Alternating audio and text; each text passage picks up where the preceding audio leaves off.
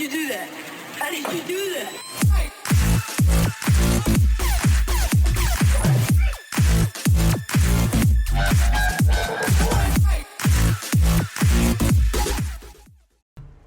Welcome back everyone to another ESO build video. Today is going to be the update to the Infused build, but he has now been changed to the name Toxicity.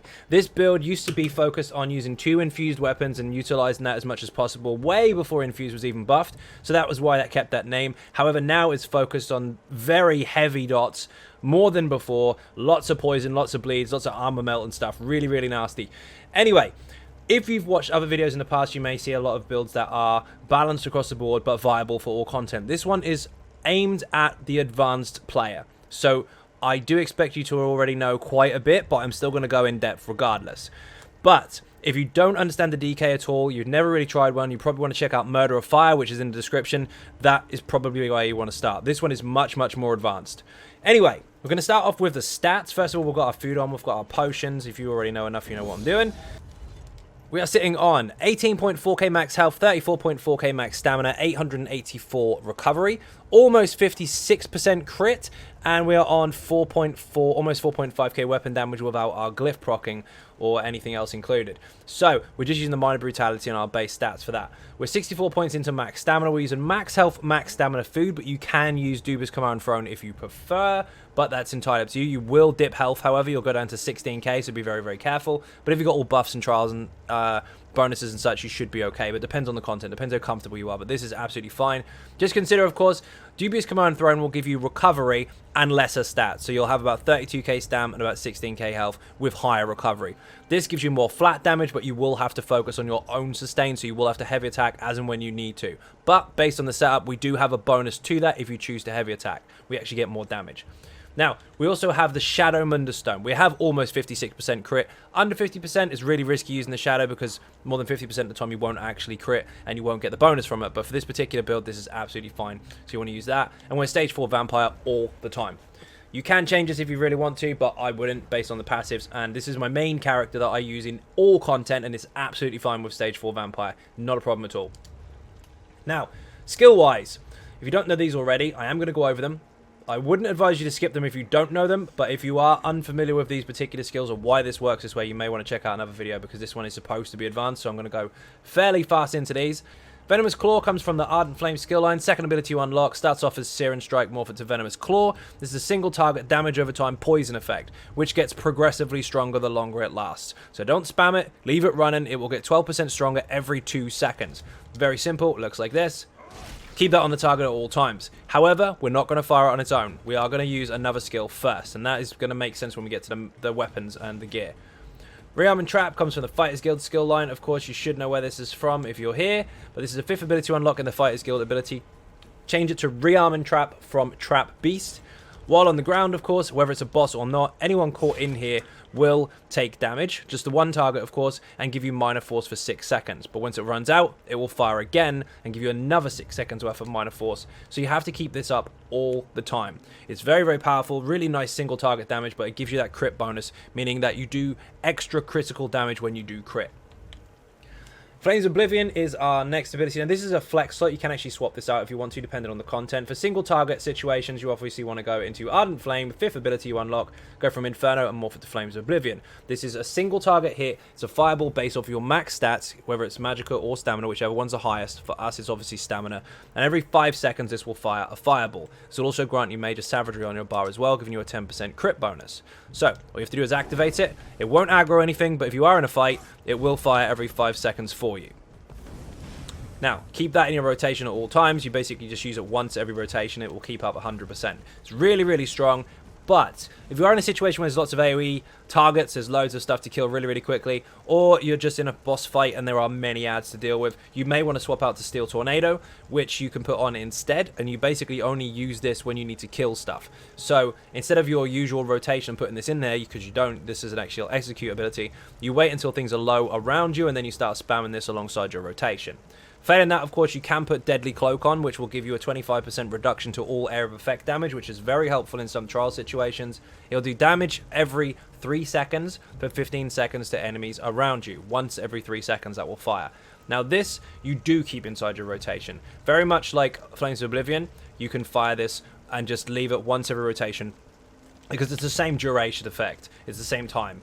But the choice is yours. Most content, if it's single target, you want to use Flames of Oblivion. If there's loads of ads, dungeons and such like that, or just big trial pulls, use Steel Tornado. Failing that, if you are taking too much damage in AoE, put this on instead. This starts off as Blade Cloak, by the way, morph it to Deadly Cloak. Steel Tornado starts off as Whirlwind, change it to Steel Tornado. However, I know in elsewhere this is supposed to be changing soon, but this video is for Wrathstone, and elsewhere is not with us for about another 3 weeks or so yet. So we've got plenty of time to change if you need to. Next up is Bloodthirst. Now this is a choice. The skill isn't, but the morph is. This is in the dual wield skill line. First ability to unlock, so you get very, very early on. Starts off as Flurry. This is essential to our overall setup. We need this to make our abilities stronger. This is how the rotation is built. This is how the character is built. We have to have this. We are using the VMA weapons. We do need to have this skill. Now, if you morph this to Rapid Strikes, you will do damage every hit, and then the last hit will do 300% more damage. But instead of healing you, like this one does, for the last hit, it will do 3% more damage per attack. So, if you are comfortable with your health sustain, if you're in a group or trial situation where your healers are so good that you don't worry about your own survivability too much because they've got it covered and you're good with mechanics, then you can go with Rapid Strikes instead, and you'll get about 1k more DPS. Only 1k overall. Sometimes it's about 500. But for safety's sake, for balance and all the rest of it, just to keep yourself up as well, and this has saved me countless times, for the sake of 500 to 1k DPS, change it to Bloodthirst. Make sure that you do connect with that last hit and you will heal from it. It's very, very important that the last hit connects. Very simple.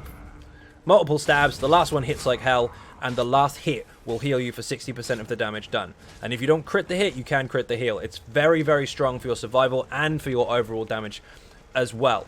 Now, this is our main spammable, but we do use it in order with other damage over time abilities, and I will explain that when I get to the rotation. Again, this comes from the dual wield skill line. It's the first ability to unlock. Really, really simple to get.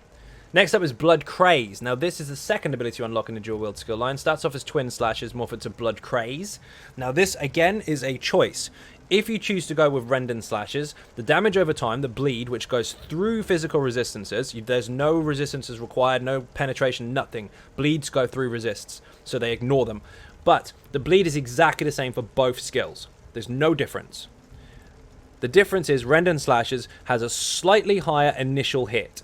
So instead of it being 2.4k like it is here, it's like 3k. So with all your buffs and bonuses, of course, that does make a small difference. But this particular morph, again, is for your survival.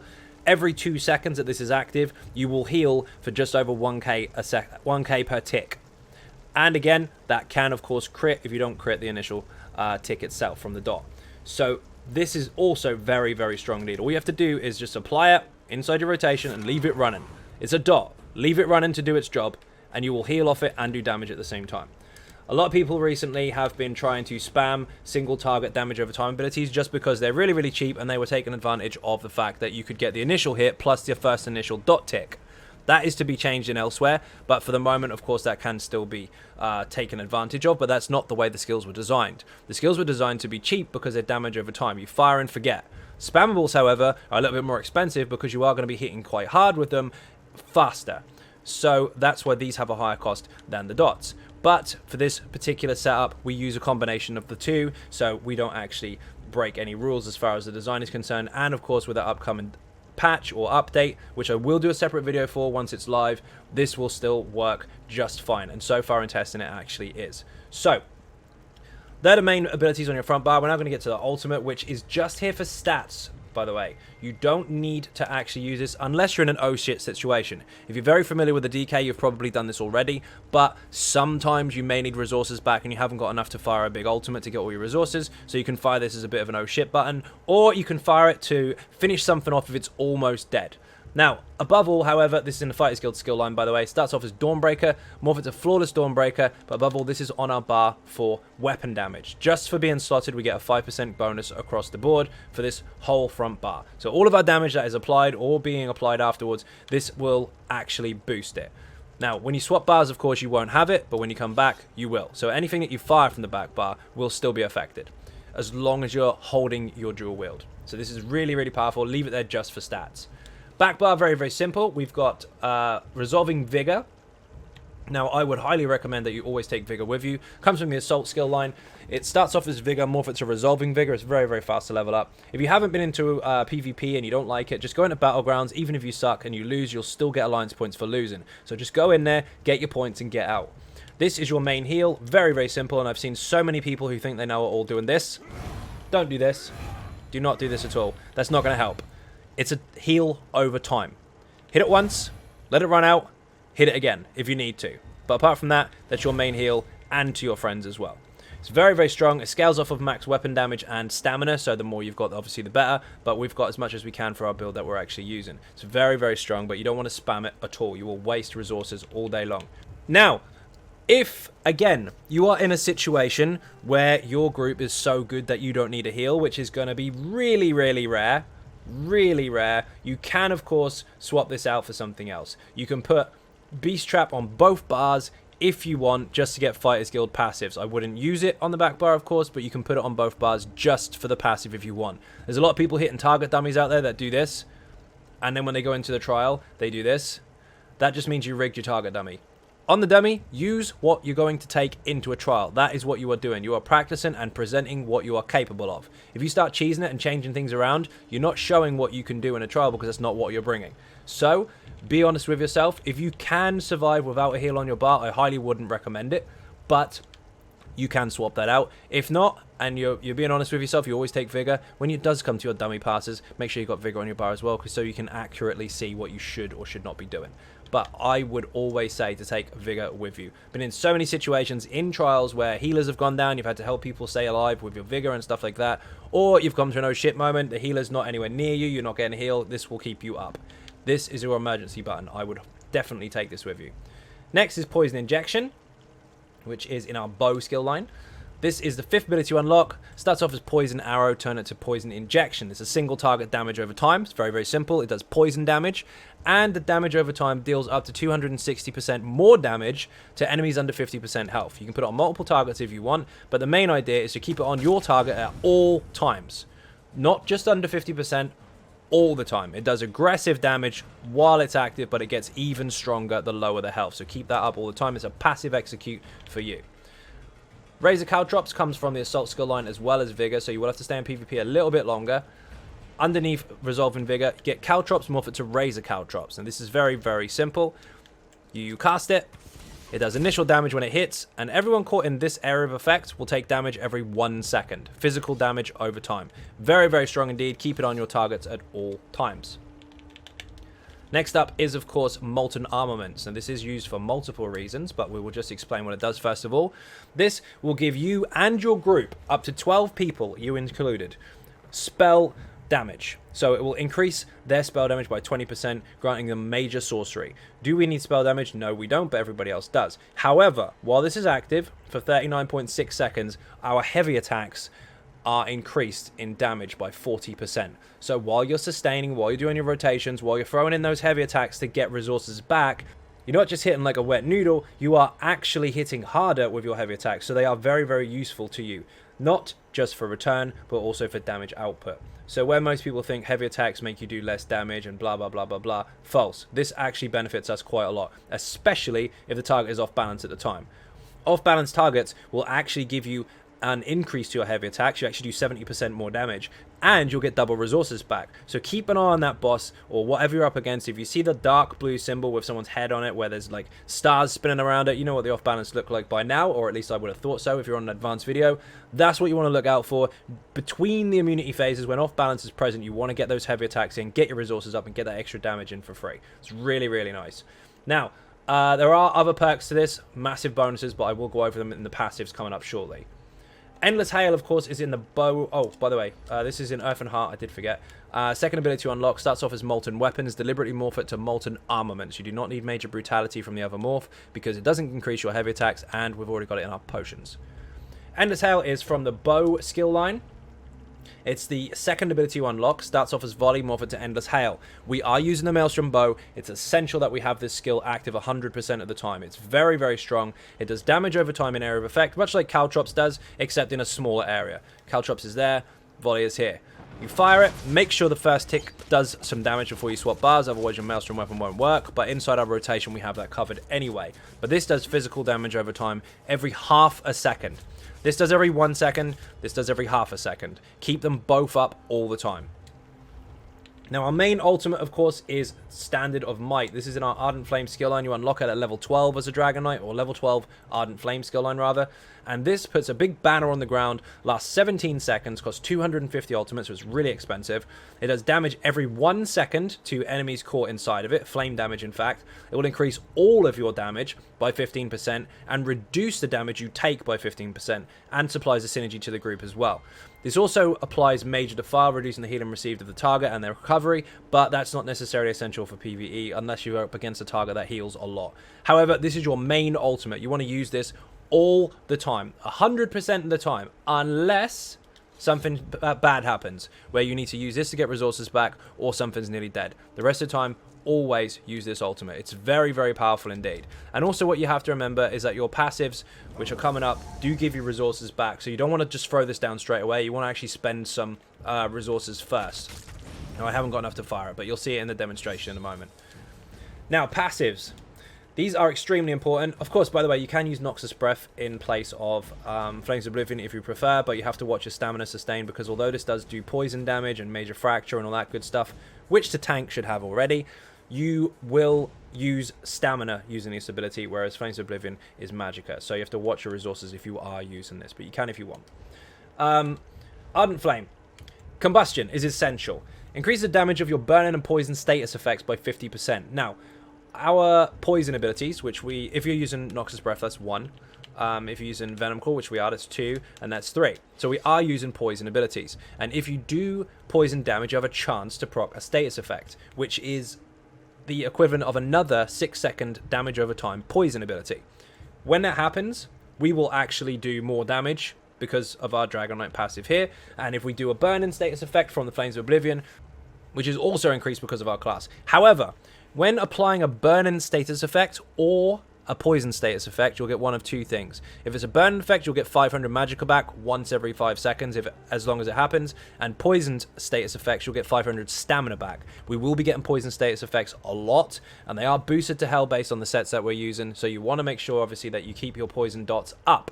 Doing so will give you back this stamina once every 5 seconds. It's really, really helpful. When you deal direct damage with an Ardent Flame ability, you reduce the enemy's movement speed. This is an Ardent Flame ability. It is direct. And also the initial hit of this is direct. And the snare is not that important in PvE. But that will contribute if they're trying to run away. Increases the damage of your Fiery Breath, which is your Noxus Breath. Searing Strike, which is your Venom Claw, and your Dragon Knight standard abilities by 3%. And the duration by 2 seconds. So this has a longer duration. So does your Breath, and so does your Banner, if you're using the Breath. Like I said, I don't, but you can choose to if you want to. This increases the damage of your Flame Area of Effect abilities. The only one that is Flame Area of Effect that we're using is actually our Banner. So it does make the Banner stronger. We don't necessarily benefit hugely from flame damage, but something's better than nothing. However, this massive bonus at the bottom here, for being a Dragon Knight and taking this passive, you actually decrease the cost of abilities by 25%. So the two main ones that we are actually using, Venom Claw and Poison Injection, are extremely cheap. Poison Injection is just over 1.1k, and Venomous Claw is only 700. It's ridiculously cheap, and our sustain is really, really nice. Draconic Power, we're not actually using any of these abilities. Some content you might want to put Hardened Armor on. However, if you've got a Warden in your group, they can cover your resistances anyway, as long as they're on point, because Frost Cloak now covers 12 people. So you may not need this, but if you do, obviously you can get this passive for it. These two here will contribute towards that, but we'll go over them in a second. If not, don't worry about it and just leave them be. Now, Iron Skin increases the amount of damage that you can block, so obviously you take less damage when you block, which is really helpful because you will have to do that. Burning Heart is only if you are using a Draconic Power ability. So while Draconic Power ability is active, so for example if you had a resist buff, you will get this bonus. If you're not, you won't need the passives.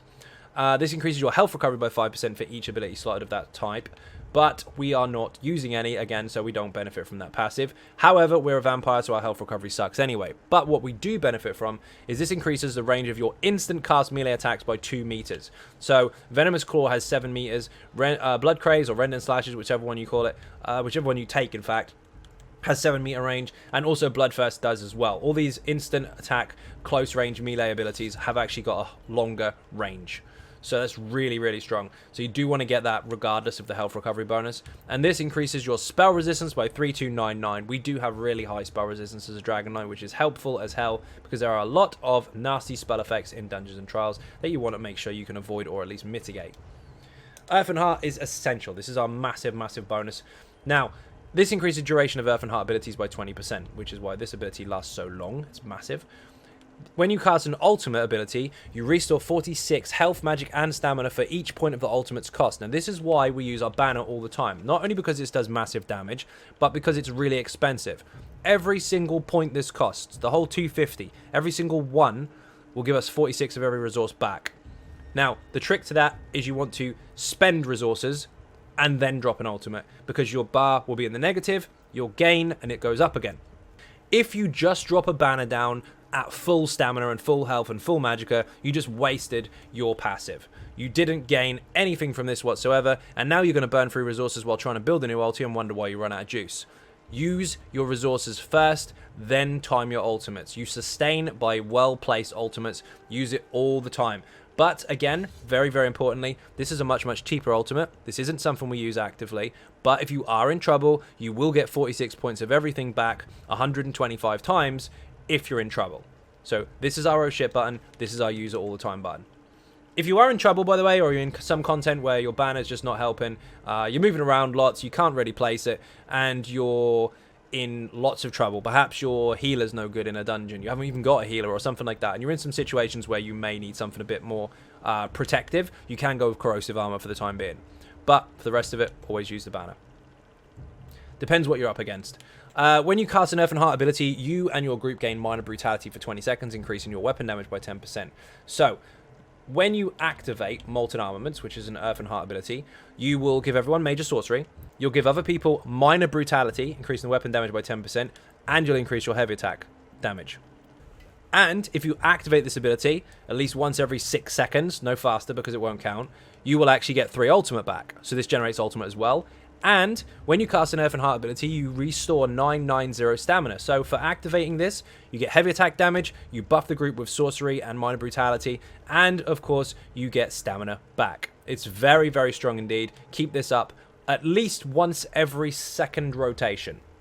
Because although it lasts almost 40 seconds, you want to make sure that this is up every 20. Because the minor brutality bonus here only lasts for 20 seconds, whereas the skill lasts 40. You want to reapply it every second rotation, but I'll go through that when I get to the rotation itself. Now, we are, of course, using dual wield. Make sure you get every single one of these passives. You need every single one. They help towards your damage, especially towards low health targets, which is a passive execute, by the way. Keep doing what you're doing. You'll do more damage. This will increase your weapon damage of your offhand. This will reduce the cost of the abilities and will give you bonuses to immobilize, stunned, or disorientated enemies. And of course, there are 2 bonuses that we're taking advantage of. Now, previously, we were using a dagger and an axe. The axe bleed did get reduced a little bit in wrathstone, but it's still very, very strong. It's a 6-second damage over time. It has an 8% chance to do so just by using melee attacks. But overall, in terms of damage output, this actually ended up being roughly around 3% of our entire DPS in most cases, which was fine. But the sword was 2.5% overall. That has been changed to 3% overall. So each sword you hold gives you a 3% overall damage increase to everything flat. So instead of having a chance with the axe to do 3% overall because the bleed has got a good uptime, this gives you a 3% all the time. And in weeks of testing so far, the sword has slightly outperformed. Now, of course, you can still use an axe and a dagger if you prefer. I need to swap weapons so you can see the bonuses there. You can still use an axe and a dagger if you prefer, or if that's what you have to hand. But 1 sword and 1 dagger has been extremely powerful for this overall setup.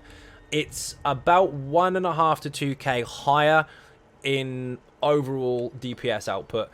Hit or miss. You can sometimes get a higher bleed up time and sometimes you won't, but flat out this is actually performing slightly higher. So 1 sword and 1 dagger. The dagger gives you crit chance, by the way. For each dagger you get 1095 crit chance. For each sword you get 3% increased damage bonus, and of course for the axes, which is our other option, you get a bleed. But for the purpose of this setup, we've changed the axe now for a sword.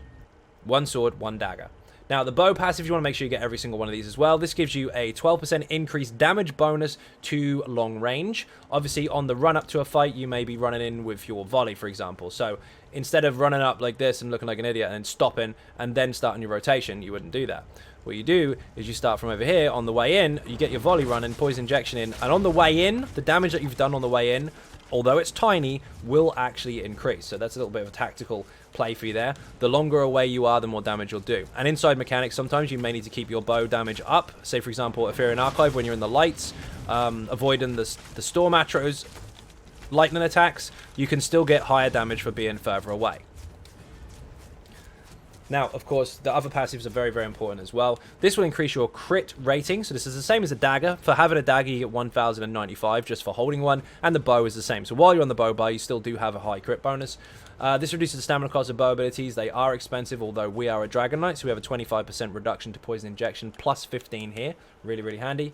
When dealing damage with a light or heavy attack with a bow, your bow abilities damage increase by 5%, stacking for 5 seconds. And goes up to 5 times. Now, what this means is, if you look at my buffs at the bottom there, you can see kind of an eye, like a pink circle, and it's counting down, and it disappears again. Each one that you stack up adds another 1 tick to it. You can see it's got a number inside of it, going up to 5. When it gets to 5, it's maximized, and all bow damage that you do will be increased by up to 25%. Now, on a bow build, you can take full advantage of that and keep that up 100% of the time. On a dual wield bow build, not so much. Some people sit here to try and rack it all the way up and then forget that their front bar stuff has fell off. Don't do that. If you want to utilize it, you need to be efficient. You need to make sure you can get as many out as you can without upsetting a rotation or without forcing dots to fall off too early. So for us, we'll probably get about 2 to 3 procs from that during most rotations. So we can get up to a 10 to 15% damage increase with a static rotation. You don't need to sit there and fire light attacks to try and take the 25%, because by the time you've got it, it'll run out again. But for bow builds, obviously, you want to get the whole lot. This here, hasty retreat, of course, if you do dodge roll, which you will be doing, you run faster, so it can get you out of trouble quickly. But don't overspam it, because if you double dodge roll, you will get increased cost to your dodge roll for using it too early. We are using no light armor, we're using no heavy armor, we are using 7 medium. So you want all of these passive. This increases your crit rating for each piece worn. This will increase your recovery and also your reduction to cost for stamina for each piece worn as well. This will improve your sneaks. That's not hugely essential for PvE unless, of course, you're doing a lot of solo stuff, but for PvP it's quite nice. But you don't have to have this for trial content and stuff like that, unless, of course, you're going into some harder dungeons like March of Sacrifices, in which case this will actually help you. This will increase your weapon damage by 15% for having 5 pieces worn, and this will increase your movement speed while you sprint, and this will reduce your cost while you dodge roll, which is very, very important, because we do dodge roll with the same bar as we use to block, break free, and do damage with, and heal with. Everything is on the same bar for us, so we've got to make sure we get the costs down. Heavy armor we're not using.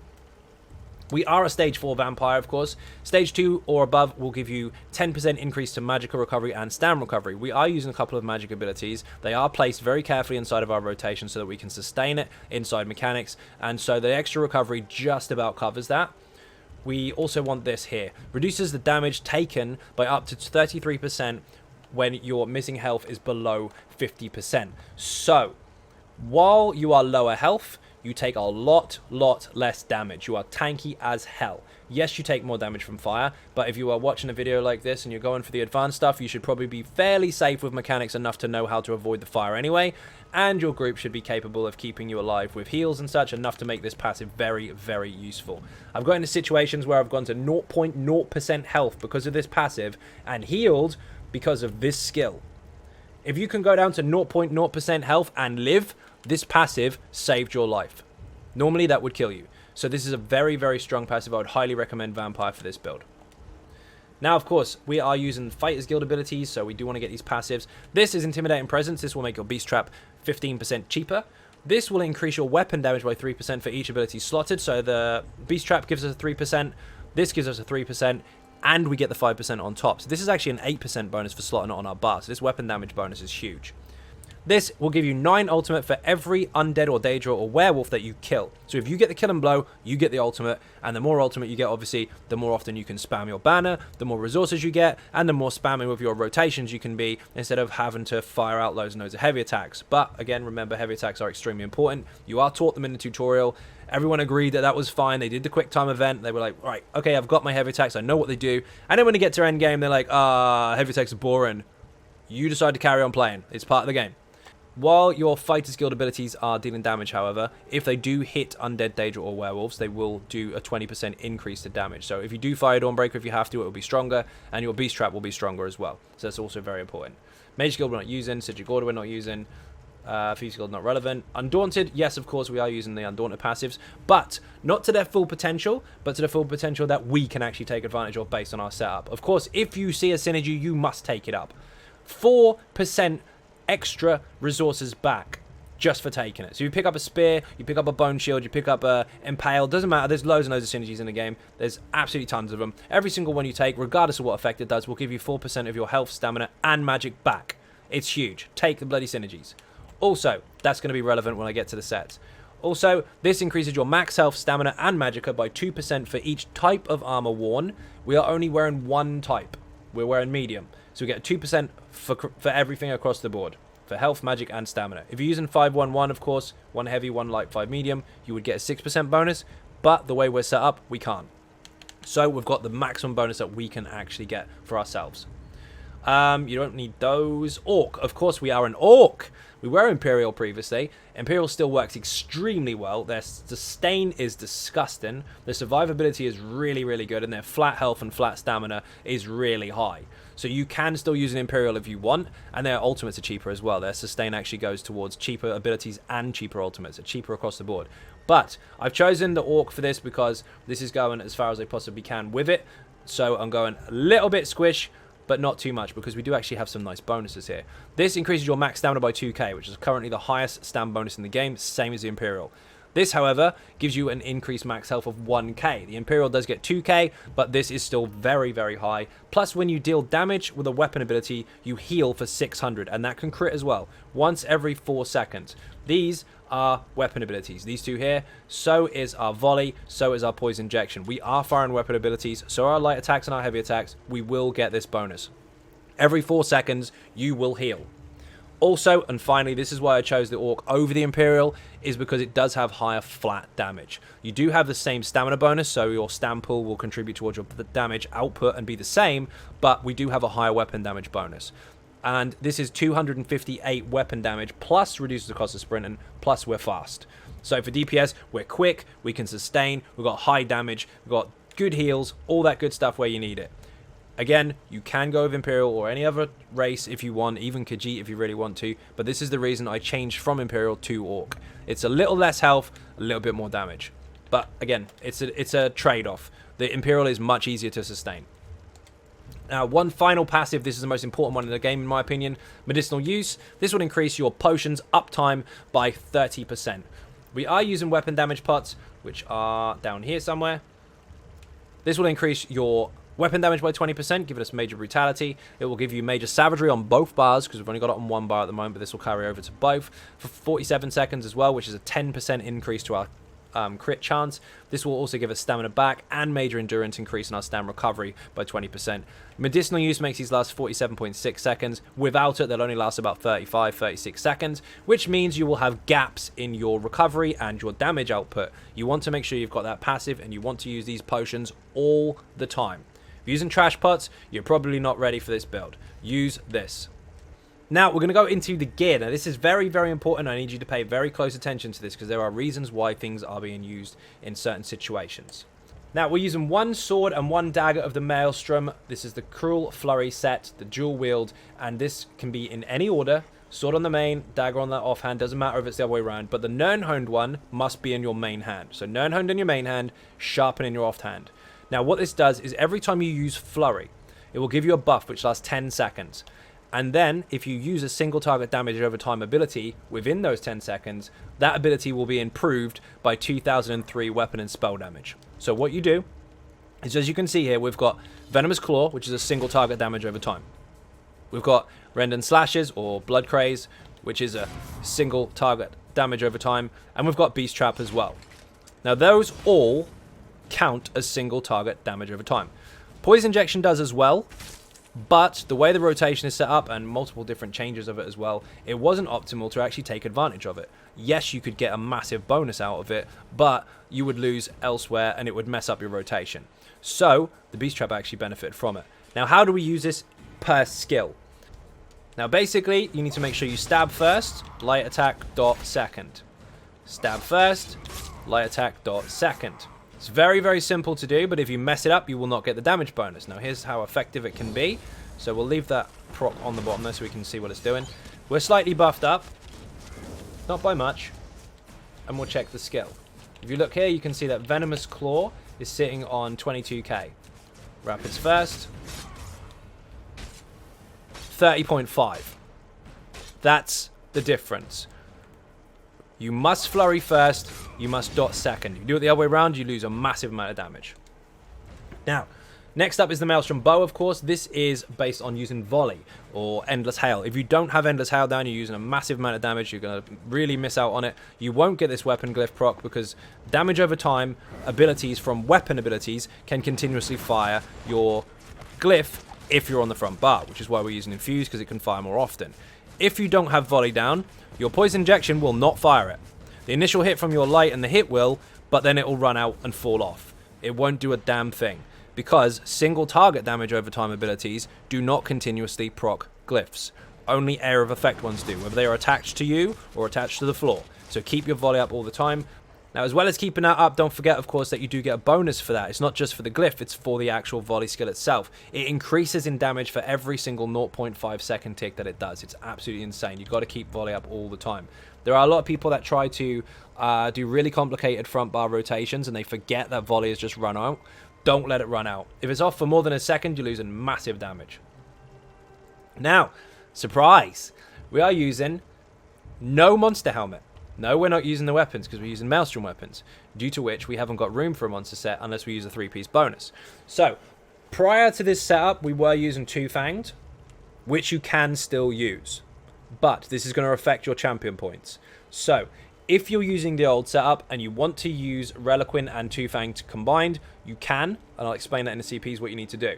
But, for this particular optimized setup, we are actually using Deadly Strike, Infused Helmet, Divine Shoulders. You can use other body pieces if you want. You can do it in any order, but we've got 3 jewelry pieces. The jewelry is actually in Bloodthirsty, Robust, Robust.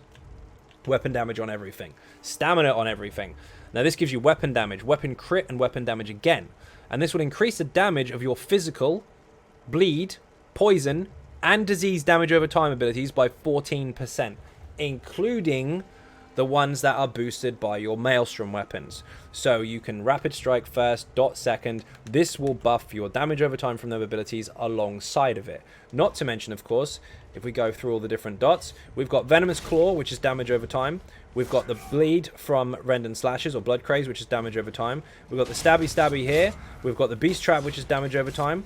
We have Volley. We have Poison Injection. We have Caltrops. We have the Banner. And our Poisons. Our poisons and our poison status effect are all damage over time. They all count as poison or physical or bleeds. Every single one of our abilities, excluding Flames of Oblivion, every single one of them is buffed by that set. Without fail. Every single one by a massive 14%. And every one that is buffed, if they're single target, get buffed even further by this. The stack and bonuses are really, really strong. Again, like I said, if you don't have Deadly Strike, or you prefer the old setup and you want to go Two-Fanged, Two-Fanged is absolutely fine in place of it, but you will need to change your CPs to cover the penetration bonuses, because this doesn't have none and that does. The other set, of course, is Reliquin. Reliquin is very important, but if you cannot use it, you need to do one of two things. You need to practice, or you need to take it off. This will give you a crit bonus, a crit chance in fact. Minor Slayer increasing all of your damage done by 5%, crit chance again, and your light and heavy attacks apply a stack of harmful winds to your target for 5 seconds. Each wind will add an additional one, each light attack will add an additional wind rather, and it'll stack up to 20 times. But you can't do any more than 1 wind per second. However, once it gets to 20 stacks, it will do a massive amount of damage, and you can continue to keep that up all the time. You can keep this buff up 100% of the time if you're really good. But if you stop doing a light attack or a heavy attack for at least 5 seconds, it will fall off and all your damage starts again from scratch. I have seen a massive amount of people try and use this, even the ones that think they're really good, and they can't keep it up much past 5 to 8 stacks most of the time. In fact, I've seen some people that can't keep it up past 3. If you are one of those people, like I said, you've got 2 options: practice or take it off. Use something else. Now, this is what you're looking for. The wind. Now look at the buff at the top. You can see that it stacks up every 1 second I do another light attack or heavy attack. It resets a timer and adds an additional stack and does more and more damage. Now, if you are inside mechanics and you're doing your rotations and you've got to move, you can go backwards with your bow to keep in and out of mechanics, even if you're running away, and you can keep up a light attack with a bow. As you can see, when I come back in, the stacks are still stacking up. Now, if you run out of mechanics and you panic and run away, oh my god, I need to survive, what should I do? Start running around in circles. Look, it fell off. You just lost a crap ton of damage. Now you've got to start again. Pay attention to that. Not to mention also this is on the same timer as your Hawkeye, so if you do get your light attacks in on your bow, you shouldn't fail it. But remember, inside mechanics, if you're doing nothing, you can't reach with your melee, light attack with your bow once every 5 seconds at least, and you will keep up those stacks. That is very important. This arena here, by the way, with all the different traps and stuff you can put off, that's actually a very good way to train yourself to keep those stacks up, regardless of your rotation. No matter what build you're on, if you have Reliquin, you need to get used to that part of the mechanic itself from the set. It's an advanced set for a reason. You don't have to have the Perfected, by the way. We are using the regular version, but the Perfected version, as you can see, just gives you a 1k extra stamina bonus. If, however, you do have the full Perfected set, what you can do is you can go onto your jewelry and you can change another one of these to Bloodthirsty. You'll end up with roughly the same amount of stamina, roughly the same amount of damage output, but when it comes to execute, you'll have a little bit more damage. So the choice is yours depending on which version of the set you have. But this is just fine for now. You can get this from normal trials anyway, so it's not that difficult to acquire. Now, choices. There is a choice. And this has been in the build for nearly 2.5 years, maybe longer. Check out the Infused DK dot build from 2016, December 10th if you want the specific date. And I go into detail at the end about Alkosh. And I know there's loads of stigma out there about how it's just a tank set. Well, first of all, it's actually not. It has weapon crit, minor slayer, which is damage, weapon damage, which is damage, and then a damage over time effect, which is damage, and a debuff. So technically, it's a DPS set. But yes, you can utilize this on a tank if your group is capable of doing so. However, the amount of synergies I get in a melee position is disgusting.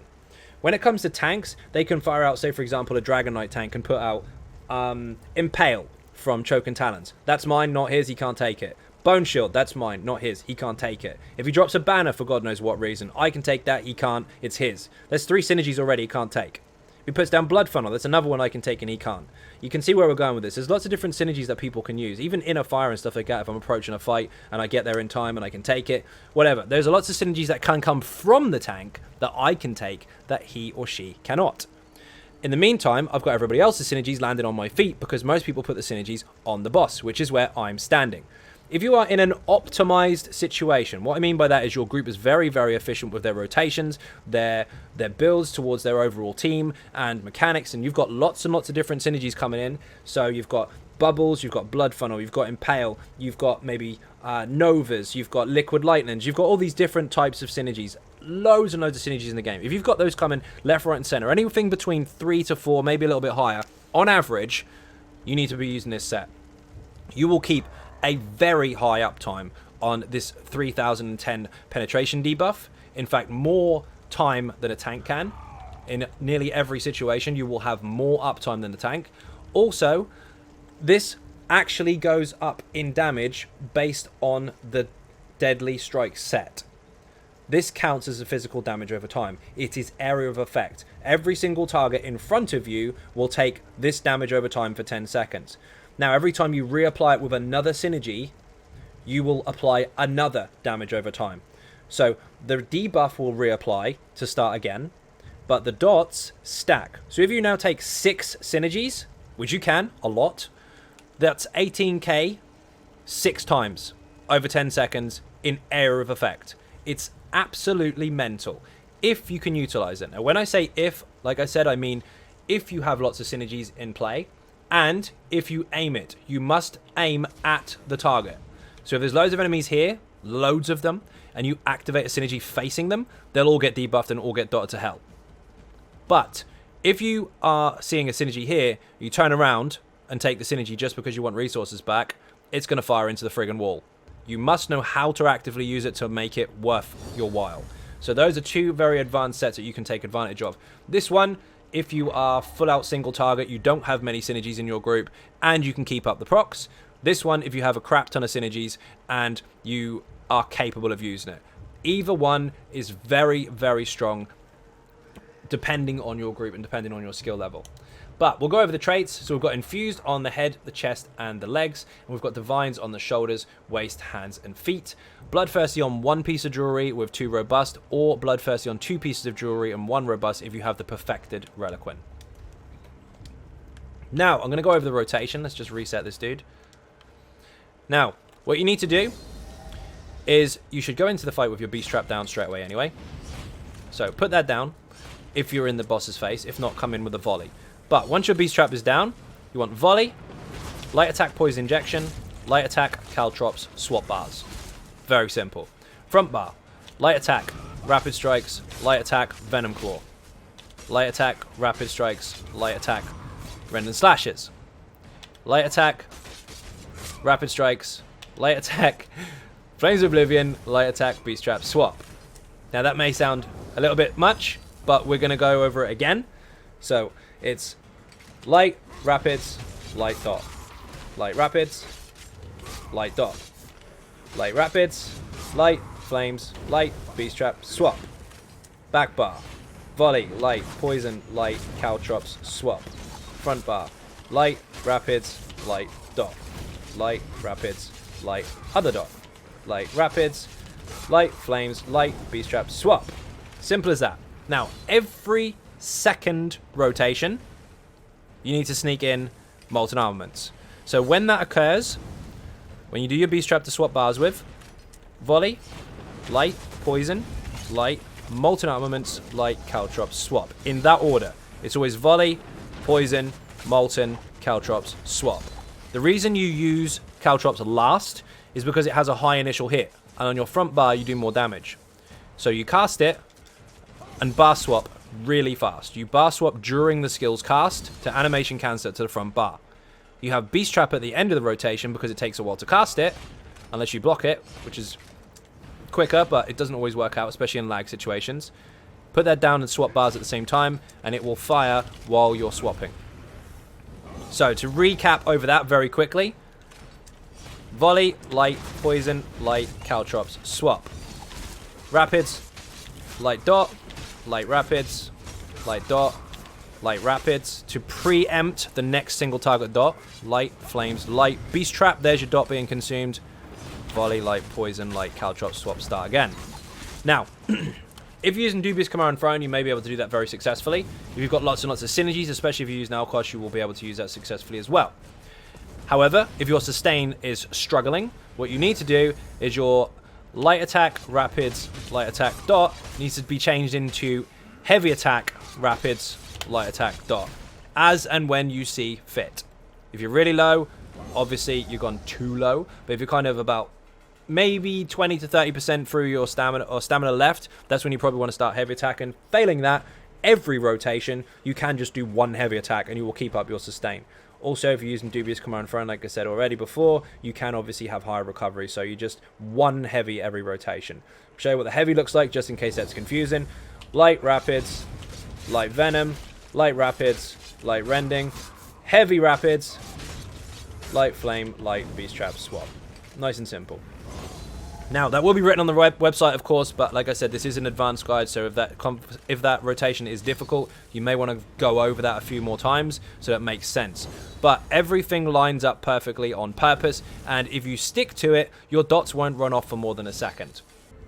Now, this is what I have set up for most situations, but you can change them depending on the content you're in if you want to. 72 points into Ironclad to reduce direct damage by 23%. 64 and 64 into Hardy and Elemental to reduce incoming damage from all types of damage, full stop. 51 for all dot damage. And don't forget, obviously, Unchained, if you do break free, and you will need to occasionally, your next stamina ability is 80% cheaper. So throw out a heal or throw out a cheeky caltrops. 19 points into quick recovery, so we've got a 5% increase to healing received, which means our own heals, including our rapid strikes, which we have morphed to bloodthirst, so we can heal off of that. That does boost that as well. So does bloodthirsty and our vigor, and of course other people's heals as well. So any heals that we receive are boosted. Plus 10 points in this tree gives us the resurrection passive, where we can basically take 15% less damage while rezzing. So pop a quick vigor, pick someone up, don't stand in stupid. You'll take less damage with this passive. 44 points into Warlord to reduce the cost of break free, 75 into Tenacity to increase the amount of stamina we get back per heavy attack, and of course increases our stamina recovery by 14% here as well, 75 points into Mooncalf. 76 into Tumbling, you only need 72 in here, I believe, to get 23%, but we've got nowhere to put the other 4 points, so I just put them all into here. And of course, for having 75 points in this tree, we actually have the Treasure Hunter passive, so we can get higher quality items from chests, which, if you're in content, you will see quite a lot of, so why not? This doesn't get used. 23 points into Master at Arms to increase our direct damage. 6 points into Physical Weapons Expert to increase our light and heavy attacks. Now, we are doing lots of damage over time, and our sets contribute to that a stupid amount. So we have 72 points into Thermitage, increasing all of our damage over time by 23%. We have 44 points into Precise Strikes, so that if we crit, we increase our critical damage by 17% as well, on top of our Mundustone, which is actually 16% as well, which is really handy. 64 points into Mighty to increase all of our physical, poison, and disease damage, which we're doing crap tons of, by 13%. And 61 in Piercing. Now, this is where your penetration caps kind of come in. The cap for penetration is 18,200 in PVE. We have 4476 here. We have 1376 in our sharpened weapon. If you are in a trial and you have all of the shiny buffs, you'll have 3010 from Alkosh, you'll have 1320 from Minor Fracture, you'll have 5280 from Major Fracture. These are all going to contribute to your overall damage output when you start hitting the target's resistances. Not to mention, of course, if you have an Infused Crusher with Turok's Pack, which most people tend to do, you'll have 2740 as well. Overall, you'll have 18,202 penetration. We are 2 points over. So that hits cap on the nose. However, if you are using Two-Fanged instead of Deadly, you need to lose 4,300 penetration because we've got too much of it. So we actually only need 176 in here, which is the best part of 2 points in Pearson. It's actually over if you have 2 points. But to optimize towards diminished returns, if you are using Two-Fanged Snake, you want to make sure that this goes up to 56 instead with 3 points in Pearson, because then we're going to hit diminished returns. Make sure this goes up as high as you possibly can without hitting too many diminished returns. So you want to go to 66 in here if you can, and then all the remaining 3 go into Physical Weapons Expert, which will put you up to 9 points. So this will also give you the Butcher passive. So if you're using Two-Fanged Snake, you want your CPs laid out like this. If you are not, and you are using Deadly Strike, then of course you keep your CPs as this. And that will cover everything to the finest point as far as penetration is concerned if you're trying to optimize for trials. Now, I'm going to show you a target dummy rotation. This is not on the new dev dummies, of course. They are on PTS at the moment, which is why I haven't demonstrated this video on the PTS, because that is not relevant right now. That is for elsewhere. We are not in that patch right now. That is still subject to change and currently in testing. This is for wrathstone, which is on live. So I'm using a target dummy. I'm using no buffs except for the tank is supplying a taunt, which is Major Fracture, which everybody gets anyway. Every fight you're in, you should have a tank stabbing with Major Fracture or Major Breach, or both, depending on what magic or stamina type you are and what you need. The taunt covers it. When people sit there screaming about, oh my god, you're cheating, you've got a tank, false. Nightblades have Major Fracture. Warden has Major Fracture. A DK can have Major Fracture if you choose to use it. Stamplars don't. So what's the Stamplar supposed to do? Exactly. Everybody has that buff, so I make sure that in every single pass I always have a tank taunting, unless it's a dev dummy, which are hopefully coming soon, which has it done anyway. Here we go.